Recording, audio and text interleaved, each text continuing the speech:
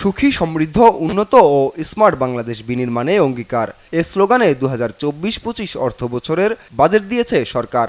অর্থ বছরের প্রস্তাবিত বাজেট ঘোষণার পর থেকে talk of the country A budget. প্রতিক্রিয়া জানিয়েছেন খেটে খাওয়া মানুষ থেকে শুরু করে ব্যবসায়ী ও বিশ্লেষকরা। প্রতিক্রিয়ায় শীর্ষে ছিল দ্রব্যমূল্য। আমরা যারা শ্রমজীবী মানুষ, আমাদের অনুকূলে যাতে দ্রব্যমূল্যের দাম নিয়ন্ত্রণে থাকে, এইটা আমরা আশা করি। 53তম বাজেটের মূল লক্ষ্যই হোক মূল্যস্ফীতি নিয়ন্ত্রণ করে সাধারণ মানুষের ক্রয় ক্ষমতা বৃদ্ধি, মুদ্রাস্ফীতি এবং বৈদেশিক মুদ্রার যে রিজার্ভের ঘাটতি রয়েছে এটার উপরে কিভাবে গভর্নমেন্ট মোকাবেলা করে, এটাই প্রথম এবং প্রধান চ্যালেঞ্জ বলে আমি মনে করি। শিক্ষা গবেষণার বরাদ্দকে অপ্রতুল বলছেন অনেকে। তাদের প্রত্যাশা এ খাতে সরকার আরও বেশি বরাদ্দ রাখবেন।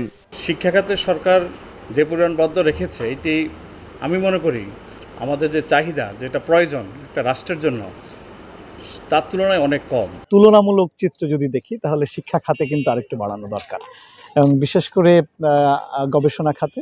বাজেটের আকার বাড়লেও কৃষি খাতে গুরুত্ব দেওয়া হয়নি বলে দাবি কারো কারো। আবার কেউ বলছেন সঠিক প্রয়োগ হলে এ বাজেটে স্থিতিশীল রাখা যাবে বাজার। বাজেটের এবং অর্থনীতি, দেশের অর্থনীতি মূল স্রোত ধারায় কিভাবে আসবে এই বাজেটের, আমি এটা মনে করি না। এটা আমি মনে করি শুভঙ্করের ফাঁকি। খাদ্যে সহিংসতা অর্জনের জন্য কৃষি খাতে বাজেট বরাদ্দের বিকল্প। এই বাজেট যেটা করেছে এটা যদি সঠিকভাবে কৃষকের মাঝে যদি আমরা বন্টন করতে পারি, অবশ্যই এটাকে আমরা সামনে আমরা দেখতে পারবো যে আমাদের দেশের আরো উন্নয়ন কতটা হয়েছে কৃষকরা আমাদের। দেশের পর্যটন খাত এখনও বিকশিত হয়নি কাঙ্ক্ষিত রূপে। এজন্য বাজেটে এ খাতে কর বৃদ্ধিকে নেতিবাচক দেখছেন খাত সংশ্লিষ্টরা।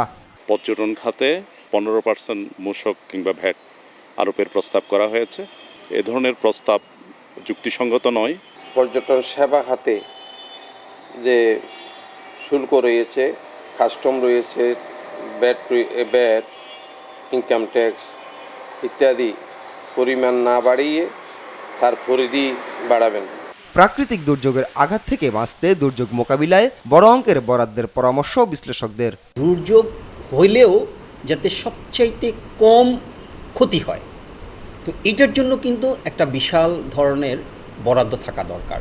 অর্থনীতিতে স্থিতিশীলতা ফেরাতে প্রস্তাবিত বাজেট সংশোধনের প্রত্যাশা সংশ্লিষ্টদের। আপন অপু, নিউজ ডেস্ক, দেশ টিভি।